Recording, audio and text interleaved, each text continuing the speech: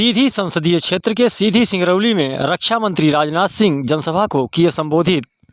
Bharat Pakistan, one nation one election जैसे तमाम मुद्दों पर कांग्रेस पर साधा निशाना। वहीं महंगाई, बेरोजगारी, भुखमरी, शिक्षा, स्वास्थ्य पर नहीं की बात। राजनाथ सिंह के हाथों से नगर पालिका अध्यक्ष काजल वर्मा ने बीजेपी का थामा दामन। काजल वर्मा के बीजेपी में जाने से क्या कांग्रेस को होगा भारी नुकसान? कितने फायदे में रहेगी बीजेपी? आगे हम आपको कुछ दिलचस्प और विस्तृत आंकड़े देने का करेंगे प्रयास। देश में लोकसभा चुनाव को लेकर चुनावी घमासान मचा हुआ है। ऐसे में आज सीधी संसदीय क्षेत्र के सीधी सिंगरौली में देश के रक्षा मंत्री राजनाथ सिंह ने चुनावी सभाओं को संबोधित किया, जहां सीधी में उन्होंने सभा को संबोधित करते हुए विपक्ष की भूमिका निभा रही कांग्रेस पर जमकर बरसे। उन्होंने कहा कि जहां कांग्रेस जाती है वहां भ्रष्टाचार पीछे पीछे लगा रहता है। साथ ही उन्होंने सभा को संबोधित करते हुए देश के पड़ोसी देश पाकिस्तान को भी सीधा संदेश दिया और कहा कि हम छेड़ते नहीं और जो हमें छेड़ता है उसे हम छोड़ते नहीं। उन्होंने भाजपा प्रत्याशी डॉक्टर राजेश मिश्रा के पक्ष में जनता से वोट मांगे। साथ ही उन्होंने कहा कि कमल का बटन दबाकर फिर एक बार नरेंद्र मोदी जी का हाथ मजबूत करें ताकि देश विश्व में एक महाशक्ति बनकर कीर्तिमान स्थापित कर सके।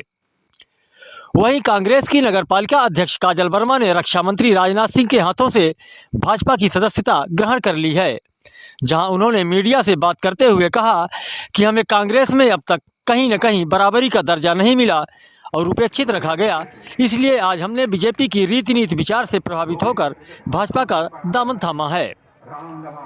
वहीं अगर बात करें तो नगर पालिका अध्यक्ष के भाजपा में जाने से शहर से लेकर गांव के गली मोहल्ले तक जन में चर्चाएं तेज हो गई हैं कि नगर पालिका अध्यक्ष के भाजपा में जाने से कितना कांग्रेस को नुकसान होगा और कितना भाजपा के लिए वरदान साबित होगा।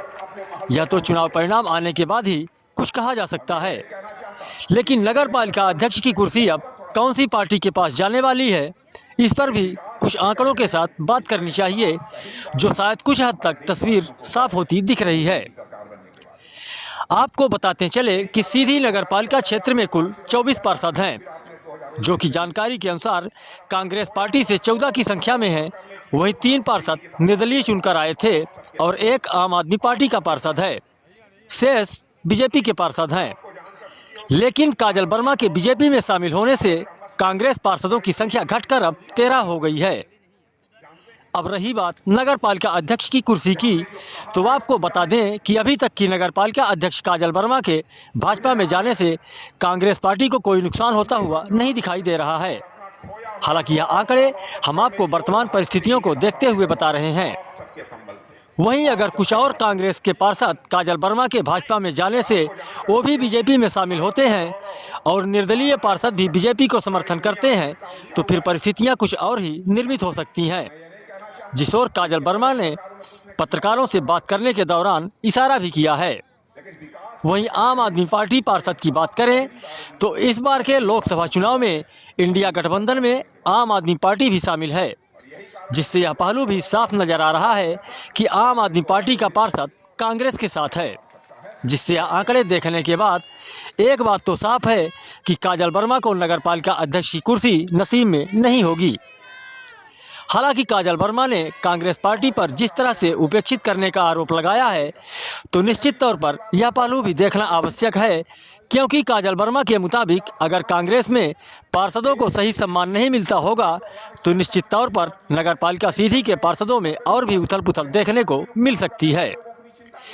हालांकि लोकसभा चुनाव का मतदान आगामी 19 अप्रैल को होना है और ऐसे समय में काजल वर्मा का कांग्रेस पार्टी और नगर पालिका अध्यक्ष का पद छोड़ना कई सवालों की ओर इशारा कर रहा है।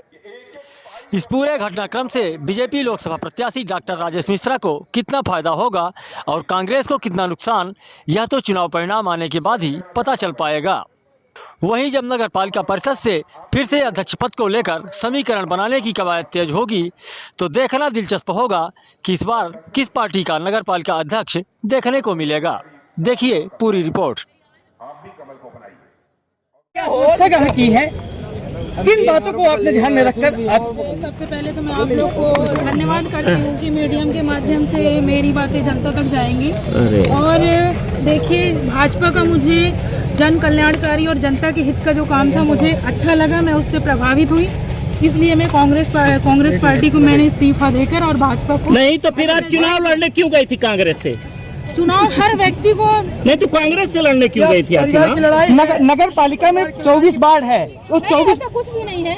14 पार्षद कांग्रेस के कांग्रेस हैं। कैसे सामंजस्य बनाएंगी आप नगर पालिका को?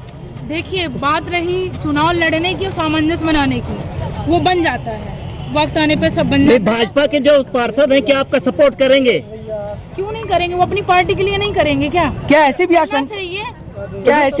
है कि कांग्रेस पार्षद भी भाजपा की सदस्यता लेंगे? मैंने आपको बता दिया कि मैं उनकी जन कल्याणकारी कामों से प्रभावित होकर मैंने भाजपा को ज्वाइन आज किया है और मैं खुद ही कांग्रेस पार्टी में रहकर उपेक्षित थी, इसलिए नहीं, राहुल भैया के रहते आप उपेक्षित थी। आप ये बताइए, एक सेकंड, जो आप बोल रहे हैं उनके रहते मैंने सिर्फ ज्वाइन किया है, आज जनता के हित के लिए ज्वाइन किया है। वो बाद में डजेंट मैटर कि मेरे परिवार की लड़ाई थी या राहुल भैया कहने पे चुनाव लड़ने का अधिकार हर एक व्यक्ति को होता है। धन्यवाद।